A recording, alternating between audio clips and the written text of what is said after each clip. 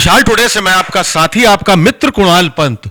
साथियों, जिस स्थान पे हम प्रमुख स्थान पे यहाँ खड़े हुए हैं वो है hotel sapphire, metro city Nishatganj Lucknow के पास। और यहाँ पर एक बहुत भव्य, बहुत सुंदर एक कार्डियोलॉजी कॉन्फ्रेंस यहाँ पर अभी अंदर, जैसे हमारे कैमरा पर्सन आर्यन आपको आ रहे और भी बहुत बारीकी से जूम करके भी दिखा रहे हैं, हेल्पिंग हार्ट्स फाउंडेशन, जश्न दिल, डॉक्टर नकुल सिन्हा, जो अपने आप में यहाँ के एक बहुत ही प्रख्यात कार्डियोलॉजिस्ट भी हैं इस लखनऊ शहर के। वो पूरी यहाँ की एक कॉन्फ्रेंस यहाँ अभी अंदर हॉल में होगी। मैं अभी आपको जहाँ से दिखा रहा हूँ, जहाँ से आपको रिपोर्ट पूरी दिखा रहा हूँ, वो है यहाँ का अभी बाहर का एरिया। इस बाहर के एरिया से अब हम मेन अपनी एंट्री में आगे बढ़ते हुए और हम आपको दिखाते हैं। आगे चलिए, आगे बढ़िए। और अब हम अपने कैमरा पर्सन आर्यन के साथ, जहां पर ये मुख्य हॉल है, जहां पर ये पूरा इवेंट होना है और जहां पर ये पूरे इवेंट को लिया गया है, हम अपने कैमरा पर्सन के साथ ठीक आगे बढ़ रहे हैं। यहां साथियों आप पूरा देख पाएंगे कि हेल्पिंग हार्ट्स फाउंडेशन, ये लगातार यहां पर अभी डिस्प्ले में कई जगह मॉनिटर वगैरह सामने आपके ठीक स्क्रीन में भी आपको दिखाई दे रहे होंगे। और ये पूरा यहाँ पर जो हॉल एरिया है, मैं भी आपको पूरी तरह से दिखा रहे हैं। धीरे धीरे करके यहाँ पर अभी लोग आ रहे हैं और इसका यहाँ पर पूरी कॉन्फ्रेंस, ये कंप्लीट जो कॉन्फ्रेंस, ये पब्लिक अवेयरनेस प्रोग्राम एक है, हाइपरटेंशन मिथ्स एंड रियलिटीज़। इसके आगे भी आगे की रिपोर्ट, आगे की कवरिंग मैं आपको लगातार इसके आगे दिखाता रहूँगा। तब तक बने रहिए मेरे साथ। मैं आपका साथी, आपका मित्र कुणाल पंत, विशाल टुडे के लिए। But before I hand over the session to ma'am, I would like to humbly say a few lines about Helping Hearts. The word itself beautifully expresses ourselves. Our heart does not beat alone, it beats together, helping each other. That's what the organization is all about. It's a whole organization which aims to contribute to the society for good health and happiness by organizing awareness camps, talks and simulated sessions. Without taking much of your time, I would now like to welcome all the esteemed guests on the stage. Professor Venkat S. Raman sir, please. Dr. R.K. Saran sir and Dr. Nakul Sinha sir.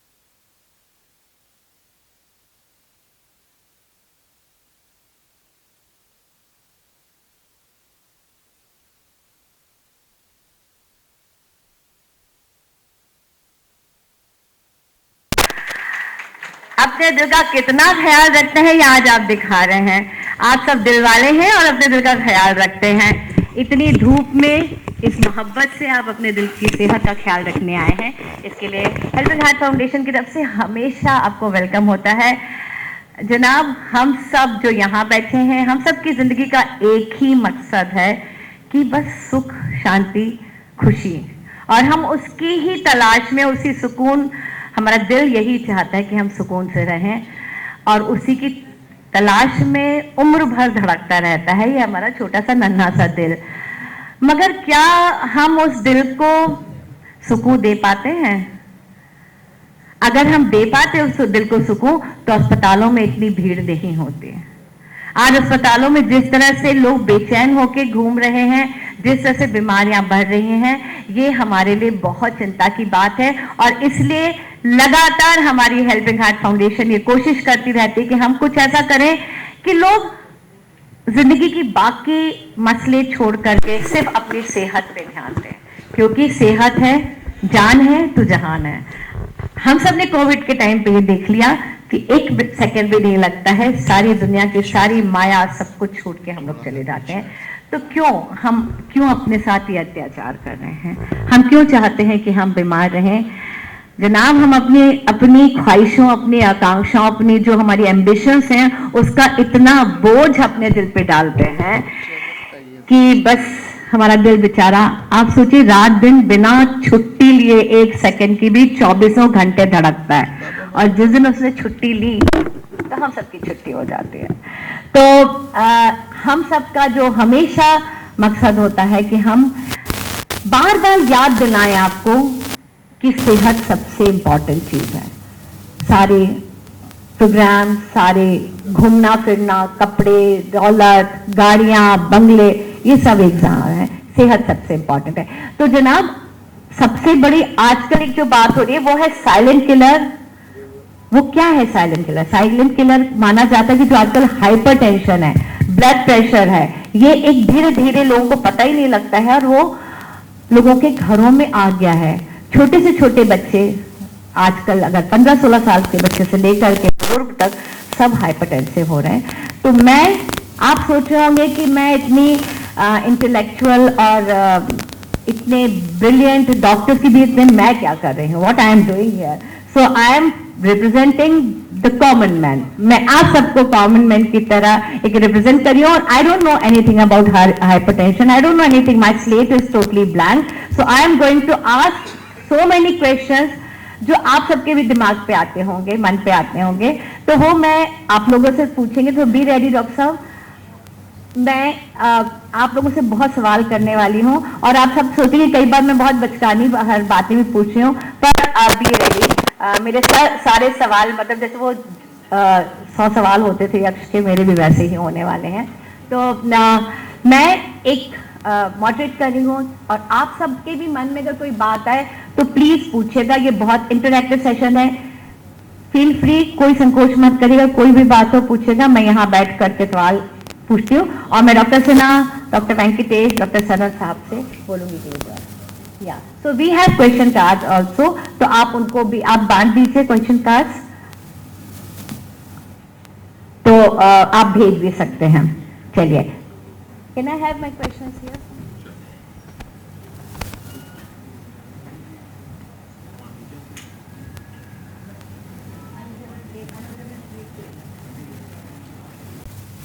Hypertension, लगता है tension बहुत ज्यादा है, हाँ, इसलिए ये hypertension हो रहा है। हाँ, high blood pressure is the main thing.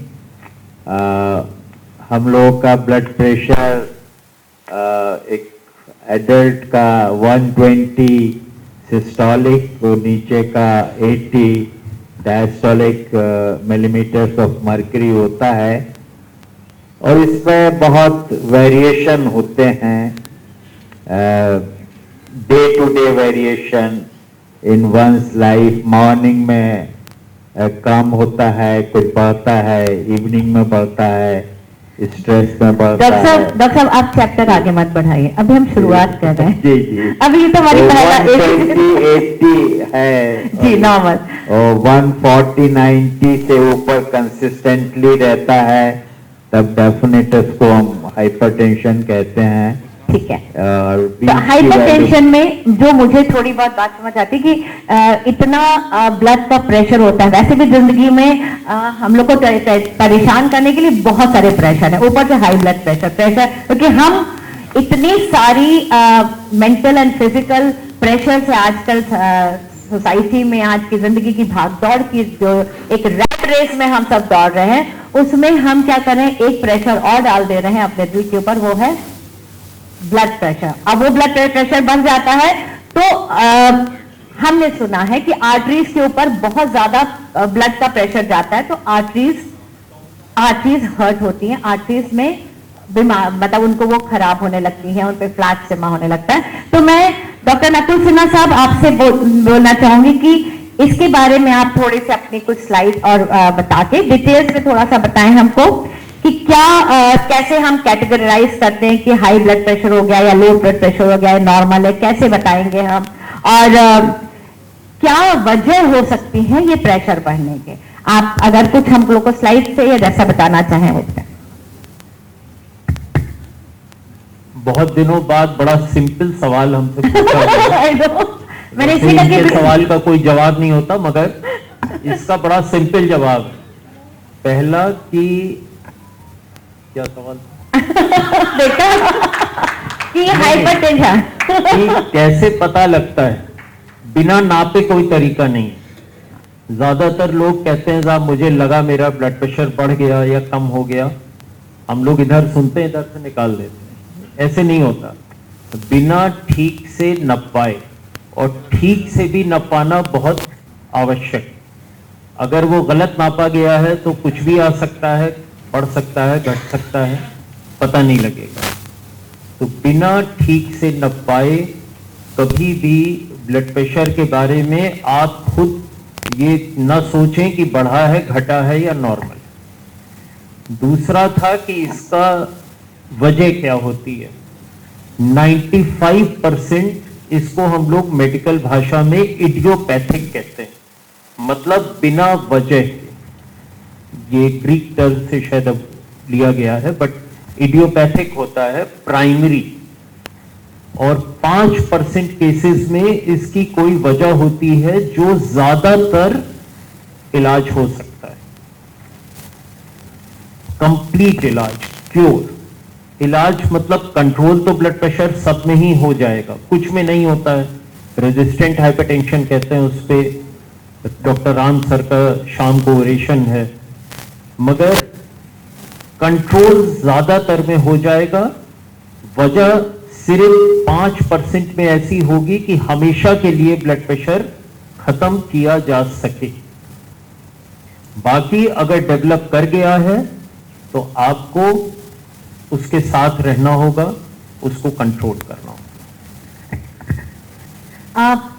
अच्छा, तो ये बात आपने बहुत अच्छी बताई कि बिना नापे इसको नहीं समझा जा सकता। पर अक्सर क्या होता है कि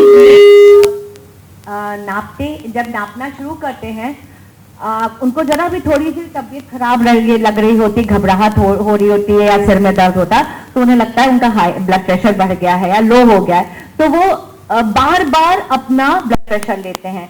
फिर वो बोलते हैं कभी मेरा एकदम बढ़ गया है, कभी बोलेंगे जी मेरा तो ठीक हो गया है। तो ठीक हो गया है तो दवाई खाना बंद कर देते हैं, और बढ़ गया है तो दवाई जो है वो और लेते हैं, और उसमें बहुत कंफ्यूजन है। तो आज हम लोग जो बात कर रहे हैं कि जो मिसकॉन्सेप्ट हैं, जो मिथ्स हैं, जो गलत फहमियां हैं लोगों की, उसके बारे में बात कर रहे हैं। तो एक डॉक्टर ना, आप हमें जरा ये बताएं कि सही तरीका क्या होता है ब्लड प्रेशर लेने का, क्योंकि ब्लड प्रेशर लेने के का तरीका नहीं आता है, लोग सीढ़ी चढ़ के आ रहे हैं और तुरंत ब्लड प्रेशर ले लेते हैं। तो हम आ जाएंगे कि आप खुद यहाँ पे दिखाएं कि कैसे ब्लड प्रेशर लिया जा सकता है। यहाँ मशीन तो नहीं है, मगर देखिए ब्लड प्रेशर अगर 5 मिनट दिया जाए तभी बता सकते हैं, बिकॉज बहुत सिंपल नहीं। ब्लड प्रेशर कई तरीकों से लिया जाता है। सबसे एक्यूरेट, सबसे स्टैंडर्ड और सबसे सही मरकरी का स्फिग्मोमैनोमीटर होता है। अनफॉर्चुनेटली मरकरी अब इंडस्ट्रियल यूज या बाकी के लिए भी बैन कर दी गई है, और ये सब इंस्ट्रूमेंट्स अब मैन्युफैक्चर नहीं हो रहे हैं, खत्म हो रहे हैं। तो नेक्स्ट होता है एनेरॉइड टाइप का, जो कि आप में से बहुत लोगों के पास होगा, कि उसको बांधकर उसमें एक छोटा सा डायल जो है वो लगा देते हैं और उससे वो मेजर करते हैं, वो भी ठीक होता है। और तीसरा जो सबसे कॉमन आजकल है डिजिटल, मेरे ख्याल से आप सबके पास होगा। आप सबके पास घरों में होते हैं डिजिटल? कई मरीज आते हैं, कहते हैं हाँ साहब बहुत दिन पहले लिया था, वो रखा हुआ है, तो उनको कहते हैं भाई इस्तेमाल तो करो। तो कोई भी तरीका हो, ब्लड प्रेशर मेजर करने के पहले 3-4 चीजों को ध्यान देना चाहिए। अब सिंपल वे में इसलिए बात करेंगे कि इसके लिए अलग अलग सोसाइटी के अलग अलग रिकमेंडेशन, और सच पूछिए तो we are very fortunate to have with us doctor Venkat Ram, who is an international renowned expert on hypertension. He has been in US for many years. He has come back and is now chief in Apollo Hospital, Hyderabad.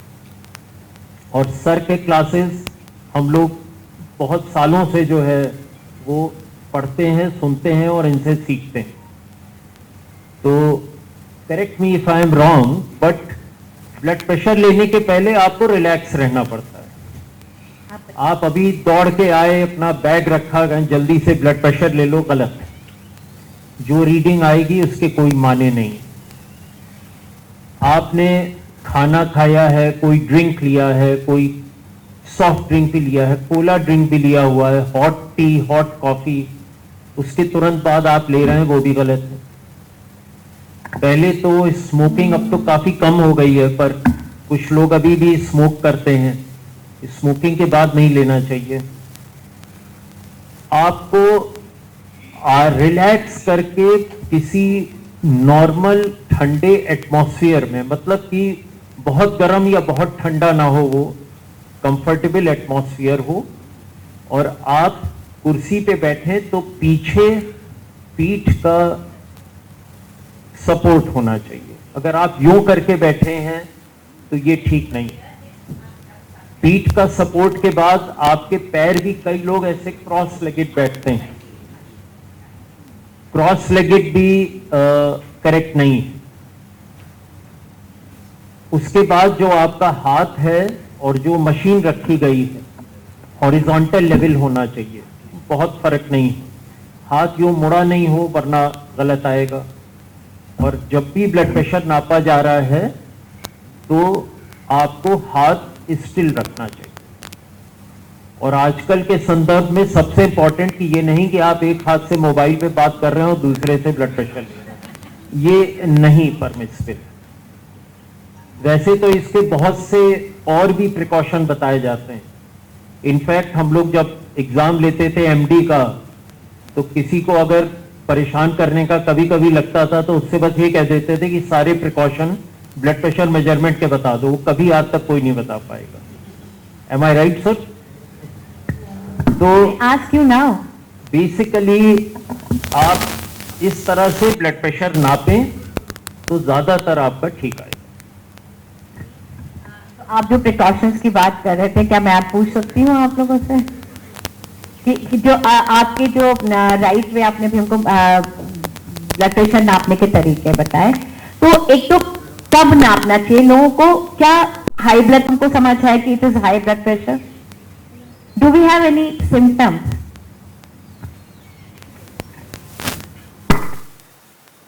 Good afternoon ladies and gentleman. आप लोग Sunday को time लेके इधर आए हैं blood pressure के बारे में सुनने के लिए. काफ़ी लोग आए हैं और हम आपके प्रेजेंस के लिए आभारी हैं. ये blood pressure, high blood pressure के बारे में बात कर रहे हैं. अभी क्या हो रहा है, मई, मंथ ऑफ मई में गर्मी ज़्यादा है और पॉलिटिकल एटमॉस्फेयर भी गर्मी है. तो जून 4 तक पूरा देश का ब्लड प्रेशर गोलमाल हो गया है. जून 4 के बाद असली ब्लड प्रेशर मालूम पड़ेगा. और जैसा ज्योति जी ने बताया है, ब्लड प्रेशर के वजह से काफी बीमारी है अपने सोसाइटी में. हार्ट अटैक बोलते हैं, दिल की बीमारी है, लव एंड अफेक्शन नहीं, सही दिल की बीमारी है. और स्ट्रोक पैरालिसिस बहुत सीरियस प्रॉब्लम है. आपके कोई रिश्तेदार होंगे और दोस्तों के रिश्तेदार होंगे कि इनको स्ट्रोक पैरालिसिस हो गया है. जब स्ट्रोक पैरालिसिस होता है पूरा फैमिली के लिए बहुत मुश्किल है.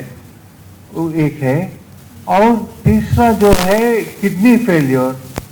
काफी लोग सोचते हैं कि किडनी फेलियर सिर्फ डायबिटीज से होता है, मगर हाई ब्लड प्रेशर से भी काफी लोगों को किडनी फेलियर होता है. तब किडनी फेलियर होता है, उसके लिए कोई इलाज नहीं है, बहुत एक्सपेंसिव है ट्रीटमेंट. डायलिसिस 3 वक्त एक हफ्ते में, ट्रांसप्लांटेशन बहुत एक्सपेंसिव है. और ट्रांसप्लांटेशन बाद में भी एक्सपेंसिव है। मगर जो है यह heart attack, stroke, paralysis, kidney failure को हम अवॉइड कर सकते हैं जब बीपी नॉर्मल होता है। डॉक्टर सरन ने आपको बताया क्या नॉर्मल बीपी है, और डॉक्टर सिन्हा भी बताया, नकुल जी क्या नॉर्मल बीपी है। अभी क्या हुआ, पिछले 25 साल से क्या नॉर्मल बीपी है वो नंबर्स कम होते होते कम हो रहे। एक वक्त था मेरी जिंदगी में 160 नॉर्मल था, ऊपर का नंबर, और नीचे का नंबर 100। अभी जो है पूरे देश के और विदेश के गाइडलाइंस कंबाइन करें तो नॉर्मल ब्लड प्रेशर है 130/80, 130/80 वो नॉर्मल ब्लड प्रेशर है। जब भी ब्लड प्रेशर 130/80 से ऊपर जाता रहता है, रिस्क इंक्रीज होता है। और काफी अपने मेडिकल प्रैक्टिस में हम लोग देखते रहते हैं, डॉक्टर साहब क्या बात कर रहे हैं आप, अरे मेरे वालिद को इतना ब्लड प्रेशर है, कुछ नहीं हुआ। ऐसा हो सकता है, कुछ लोगों को हाई ब्लड प्रेशर से कॉम्प्लिकेशन इमीडिएटली नहीं आते, मगर मेजॉरिटी लोगों को जो है जब ब्लड प्रेशर बढ़ते बढ़ते जाता है तो हाई रिस्क है। अब देखो बिजली, अब लाल बिजली में कभी कभी आप जा सकते हैं एक्सीडेंट फ्री, मगर वो रेकमेंडेड नहीं है। तो इसीलिए जितना भी ब्लड प्रेशर आपको 130/80 से ज्यादा है, उससे श्रद्धा से जांच के लिए केयर करना चाहिए। और डॉक्टर सिन्हा ने बता दिया है आपको ब्लड प्रेशर कैसा ले सकते हैं और घर में कैसा ले सकते हैं। आजकल जो है यूनिवर्सल स्टैंडर्ड जो है डिजिटल ब्लड प्रेशर, पूरे प्राइवेट गाइडलाइंस, गवर्नमेंट गाइडलाइंस, कोई भी गाइडलाइंस करे, एक अच्छा इंपॉर्टेंट पत्र से digital blood pressure, automated blood pressure recommend करते हैं। घर में भी नहीं, ऑफिस में भी वही रेकमेंड कर रहे हैं। जो भी आप क्लिनिक को जाओ, ऑफिस को जाओ, उधर भी अगर मर्क्यूरी भी हाई तो कोई इस्तेमाल नहीं कर सकते हैं, डिजिटल से कर सकते हैं। तो अभी डिजिटल जो है, एक सवाल आता ज्योति जी, कोई लोग बोलते हैं कि रिलायबल है क्या, नहीं। और हमारे पेशेंट जो है हैदराबाद में, लखनऊ के बारे में मालूम नहीं, जब ब्लड प्रेशर डिजिटल से हाई, डॉक्टर राम साहब ये मशीन खराब है। अगर ब्लड प्रेशर नॉर्मल है, अगर मशीन खराब भी है तो अच्छा मशीन है। जो भी ब्लड प्रेशर ज्यादा है, मशीन खराब है। तो ऐसा नहीं, बहुत digital blood pressure machine reliable है। ये वेरी इंपॉर्टेंट क्वेश्चन है। लोग बोलते हैं अगर रिलायबल है या नहीं, मैं एक वक्त मैं बोलूंगा जोर से, most of the machine completely reliable है, उसमें कोई दिक्कत नहीं है। You have to believe in yourself, not machine is always there.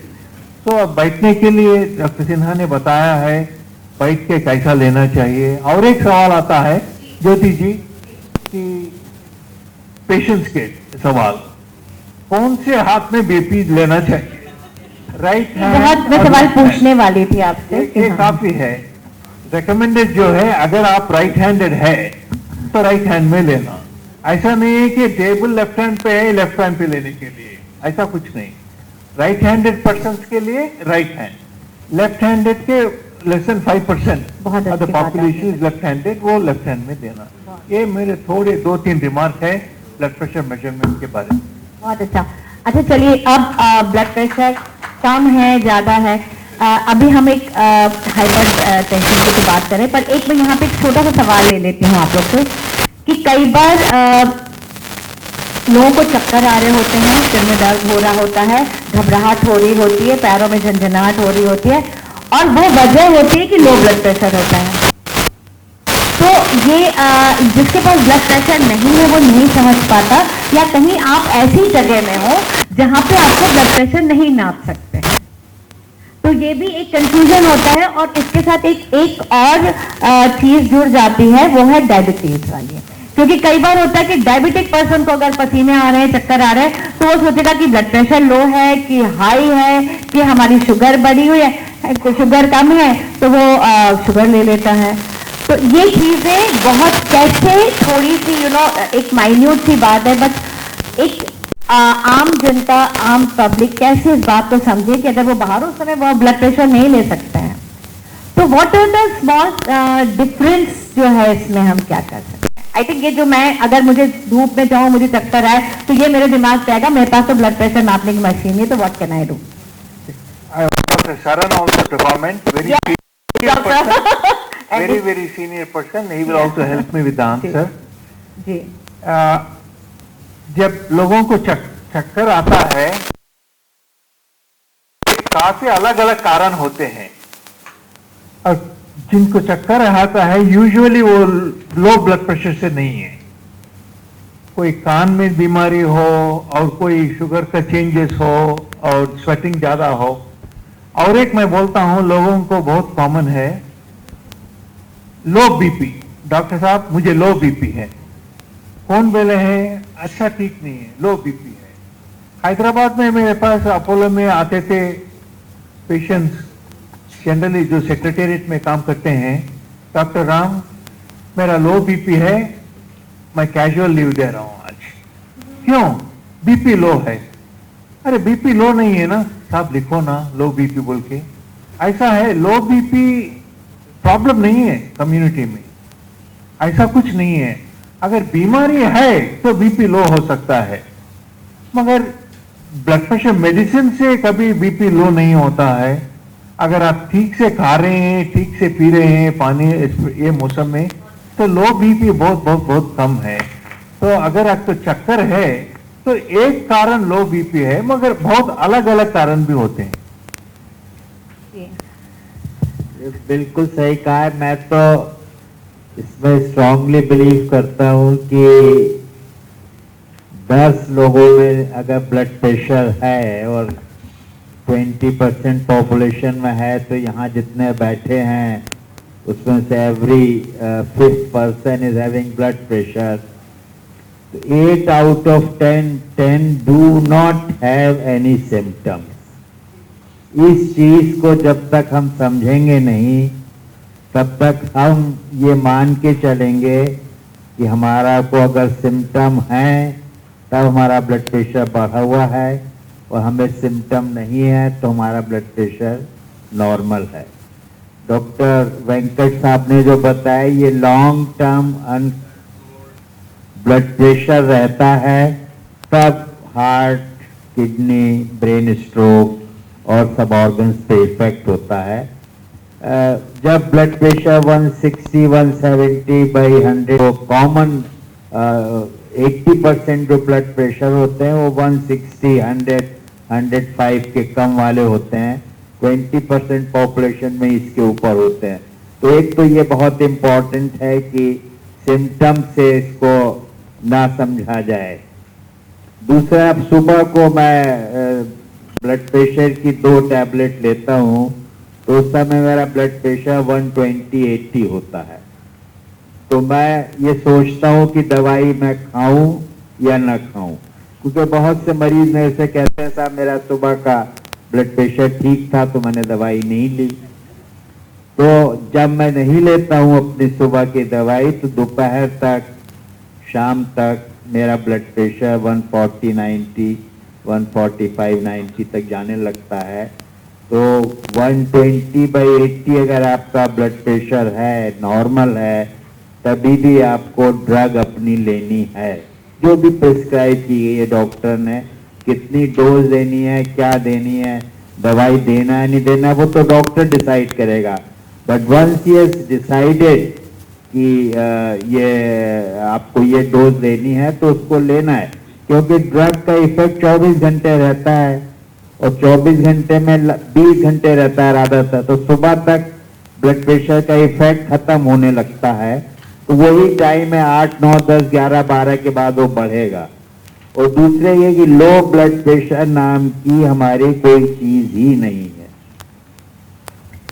ये जनरल प्रैक्टिशनर डॉक्टर क्या डायग्नोज करे मरीज के लिए, क्या बताए उसको, उसके सिम्टम्स को, तो उसके लिए सबसे अच्छी वे होता है भाई तुम्हारा ब्लड प्रेशर लो है।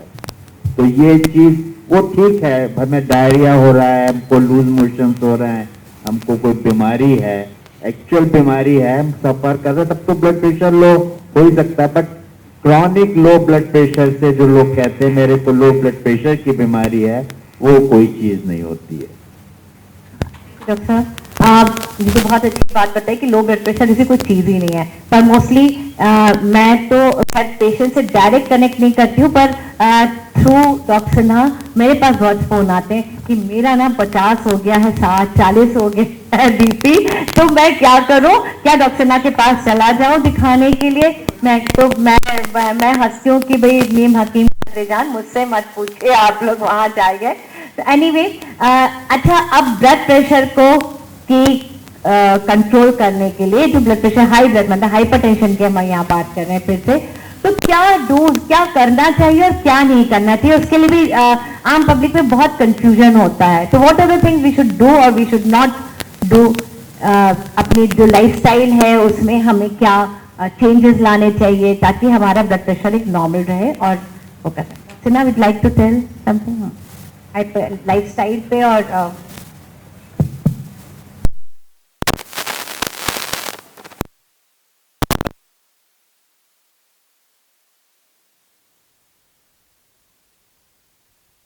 एजुकेशन प्रोग्राम्स के स्लाइड हैं, बट अगर सिंपल वे में लिया जाए तो डोंट्स ज़्यादा इम्पोर्टेंट, और सबसे बड़ा डोंट तो ये है कि जो आजकल हम लोग भागा दौड़ी और तनाव, एंजाइटी, स्ट्रेस, टेंशन, तो इसको जितना कम कर सकें आजकल की लाइफ में, उसको ख़त्म करना तो शायद इम्पॉसिबल है, मगर जितना कम कर सकें, जितना रेगुलेटेड रह सकें। वेट, बॉडी वेट जहां तक हो सके मेंटेन करना, अगर ज़्यादा भी हो रहा है तो बहुत ज़्यादा ना हो।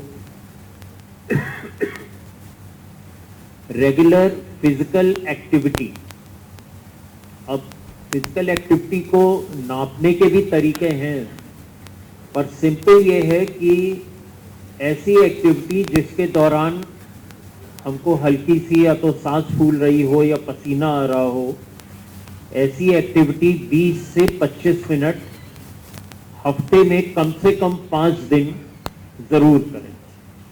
इसके अलावा जो लोग इससे ज़्यादा एक्टिविटी करना चाहते हैं, they are most welcome, that is probably helpful, keeps you fit in many other ways then not only controlling your blood pressure but benefiting you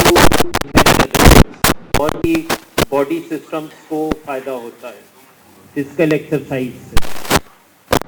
बहुत से लोग जिनको फैटी लिवर कहा जाता है, लिवर की प्रॉब्लम होती है, डायबिटीज की है, हार्ट की है, उनके लिए भी फिजिकल एक्टिविटी प्रिस्क्राइब करी जाती है। स्मोकिंग बिल्कुल किसी भी फॉर्म में big no.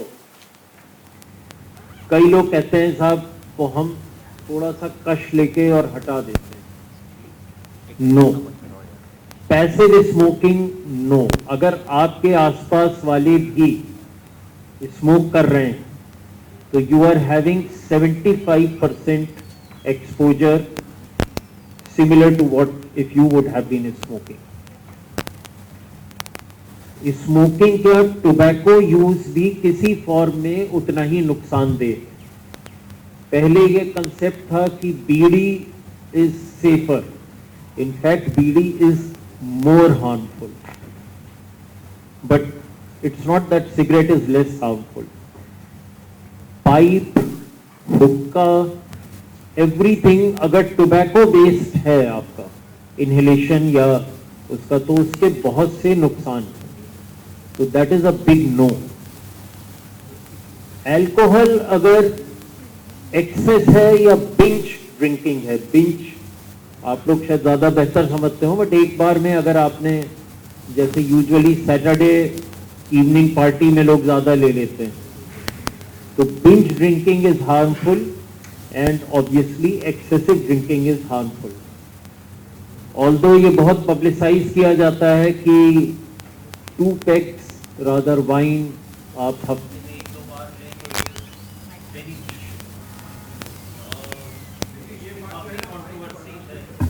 Hello hello hello इस पे काफी कंट्रोवर्सी है, मे बी शायद डॉक्टर राम साहब उसको बताएंगे, but alcohol excessive is absolutely no. And please remember कि जितने भी अल्कोहल के आपके वेरिएंट्स हैं, right from beer to rum and what not, हमें तो सब मालूम ही नहीं, तो अल्कोहल कंटेंट तो सब में सिग्निफिकेंट होता है। इनफैक्ट जो आप कफ सिरप या कई टॉनिक्स लेते हैं उनमें भी आप पढ़ लीजिए, कईयों में अल्कोहल 10% तक होता है, and it is sometimes very addictive also. बाहर ड्रग एडिक्ट्स जो होते हैं वो और बहुत सी तरह की चीजों से उनको एडिक्शन होता है बिसाइड्स अल्कोहल। तो ये 3, 4, 5 चीजें हैं जो आपको डोंट में जरूर रखनी चाहिए। Body weight, exercise, alcohol, smoking, diet पे बहुत सी इंफॉर्मेशन है, आप लोग चाहेंगे तो हम लोग दिखा सकते हैं, बट डाइट का रोल तो है ब्लड प्रेशर में। इनफैक्ट आई थिंक करीब 20-25 साल पहले डैश ट्रायल जो आया था, तो डैश का फुल फॉर्म था dietary approaches to stop hypertension, और उसमें क्या किया गया था कि इफ आई रिमेंबर करेक्टली, हम बिल्कुल एग्जैक्ट नहीं याद है, कि कुछ 50, 60, 100 लोगों को एक अलग कंट्रोल्ड एनवायरनमेंट में 6 हफ्ते तक रखा गया था और स्पेशल डाइट दी गई थी, उसके अलावा उनको कुछ नहीं मिलता था, और बाकी चीजों का भी ध्यान रखा गया था, फिर ब्लड प्रेशर का रिस्पांस देखा गया था। ठीक है। तो तब ये समझ में आया था कि डाइट अगर स्ट्रिक्ट इन्फोर्समेंट हो तो by itself can reduce your blood pressure by around 6 to 8 points, which is a very very very beneficial thing. दिक्कत ये होती है कि हम लोग फॉलो नहीं कर पाते और उसको सस्टेन नहीं कर पाते। आज अभी सुबह से शाम तक ठीक है, रात में पार्टी हो गई कहीं, तो कहां से आप उसको फॉलो करेंगे? It's very very difficult practically, but still there are many people, बहुत से हमारे फ्रेंड्स हैं, वो कहते हैं कि अगर हम पार्टी में जाते हैं तो हम घर से खाना खा के जाते हैं, हम वहां नहीं लेंगे, but I know it's difficult. तो ये तो डोंट्स हो गए, सॉरी डूज हो गए, डोंट हो गए। I think that's main thing, बाकी तो छोटी छोटी चीज का ही। एक चीज मैं यहाँ पे एक चीज ऐड करना चाह रही हूँ कि स्मोकिंग आपने बताई, एंड देन वेट, बीएमआई से हम लोग इसको कैलकुलेट करते हैं कि वेट हमारा ये इतना है या नहीं। 25 मीटर स्क्वायर पे है वो, और 23 तो इंडियंस में कहते हैं। Another thing is the circumference abdominal fat around abdomen, abdomen के अराउंड जो फैट होता है that is a visceral fat, जो लिवर पे भी होता है, वो हार्ट पे भी होता है। तो बहुत से लोगों का वेट ठीक होगा, but abdominal obesity, circumference, it should be less than 19 males and less than 18 females. कल सब लोग गिने, सब लोग मेजर जरूर करें, मेजर कर सकते हैं हम लोग की गोलाई। तो अगर ये और स्मोकिंग की बात हो गई तो हेल्दी कहने के लिए इतनी चीजें हैं, और हम क्योंकि सब लोग ये टेस्ट नहीं कराते हैं, किसी का स्मोकिंग है, किसी में खाने का है, किसी में ब्लड प्रेशर का है, तो ये अनफॉर्चुनेट चीज है, इसका कोई आंसर हमारे पास नहीं है। But these cases are being reported more so in media, but ये चीजें पहले भी होती मीडिया के लोग हैं हमारे पास, हमारे साथ टाइम्स ऑफ इंडिया के हैं, वो they have they want doctor साहब, उनका क्वेश्चन पूरा हो गया है, किसी दूसरे के क्वेश्चन में आ गया है जी। हो गया। डॉक्टर साहब, मैं टाइम्स ऑफ इंडिया से मैं विवेक हूँ, टाइम्स ऑफ इंडिया से।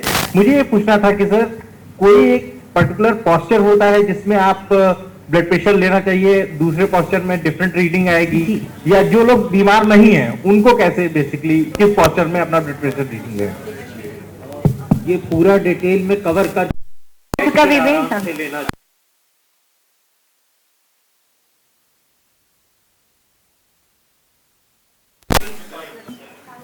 आई जस्ट वांटेड टू आस्क कि जैसे आजकल 16 आवर फास्टिंग का ट्रेंड चल रहा है टू इंटरमिटेंट फास्टिंग, क्या जैसे पुराने समय में हमारे यहाँ व्रत और उपवासों का जो रोल होता था, क्या वो हेल्प कर सकता है ब्लड प्रेशर को control? I am not an expert on that, but recent publication कह रहा है कि इससे फर्क नहीं पड़ेगा। ओके, तो डॉक्टर साहब मेरा एक सवाल है कि Correct, जो बोले हैं, I think Tania will also comment.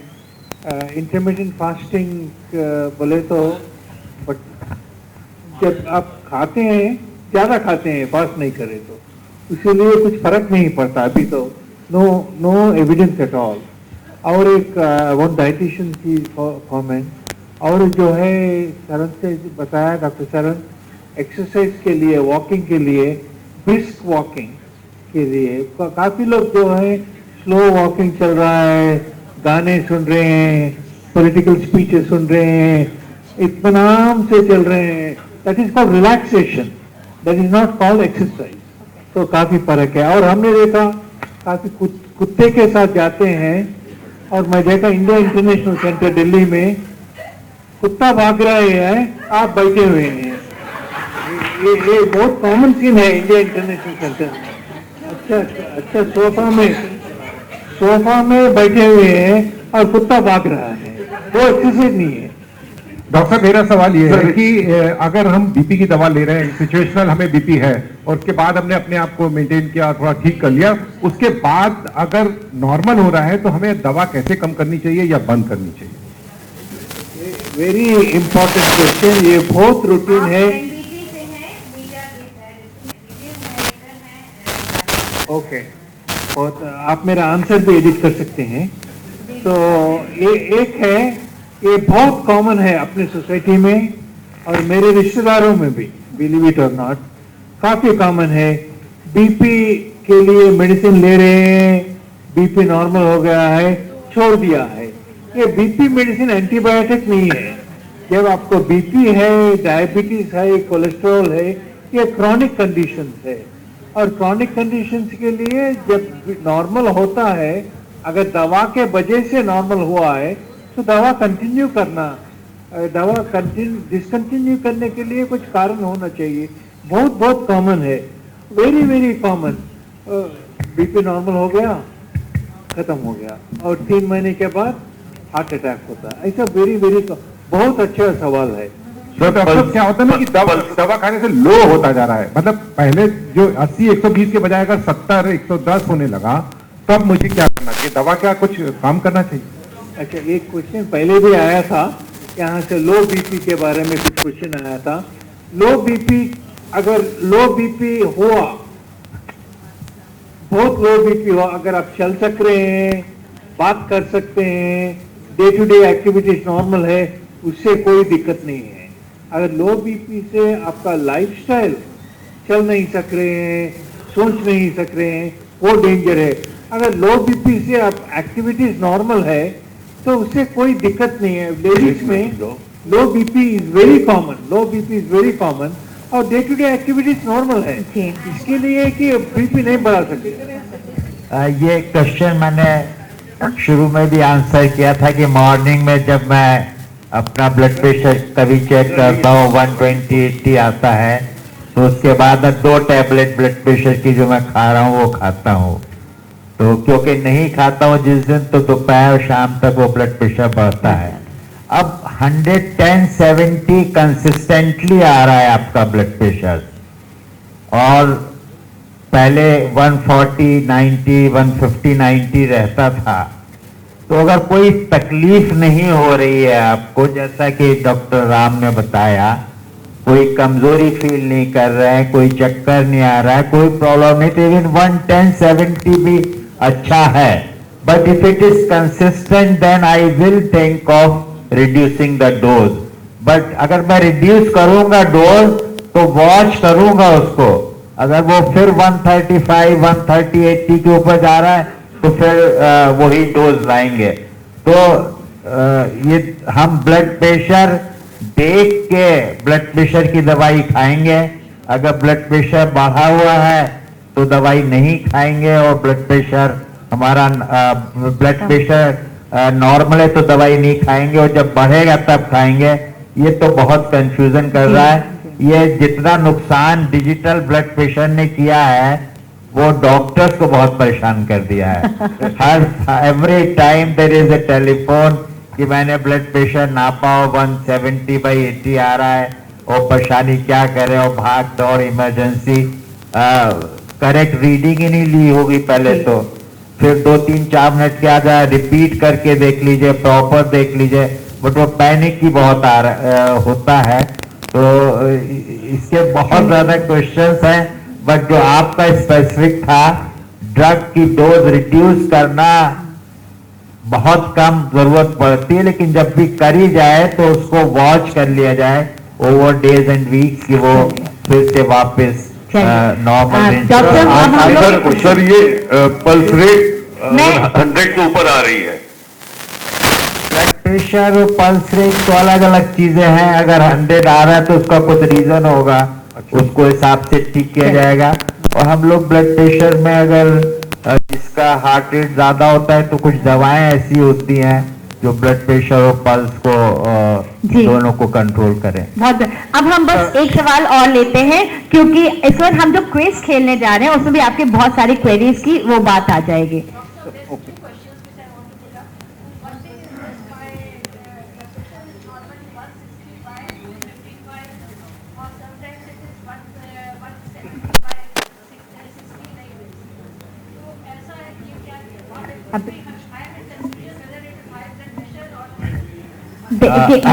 ये क्वेश्चन बार अभी repeat हो रहा है। आंसर हुआ है, मैं फिर कई से बार ये बता दूं। रिपीट हो रहे हैं ये ये हम क्वेश्चन। फिर से बता दें, it is the systolic blood pressure जो ज्यादा हार्म करता है।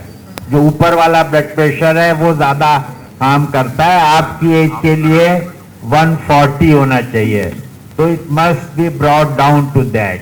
जी। नाउ जो डायस्टोलिक ब्लड प्रेशर है वो बेसिकली कोई प्रॉब्लम नहीं करता है, लेकिन अगर 160 ब्लड प्रेशर को डाउन करने में 140 ब्लड प्रेशर आपने कर दिया और आपको कोई चक्कर नहीं आ रहा है, खड़े होने में कोई प्रॉब्लम नहीं हो रही है, तो नीचे का ब्लड प्रेशर अगर 60 भी है कोई प्रॉब्लम नहीं है। लेकिन ऊपर का ब्लड प्रेशर 160 को 140 करने में आपको नीचे का 50 तक जा रहा है और चक्कर आ रहा है, परेशानी आ रही है, तब हमको अपना एम थोड़ा सा कम करना पड़ता है और 140 से नीचे लाने के बजाय 150 से ही हमको सेटिस्फाई हो जाना।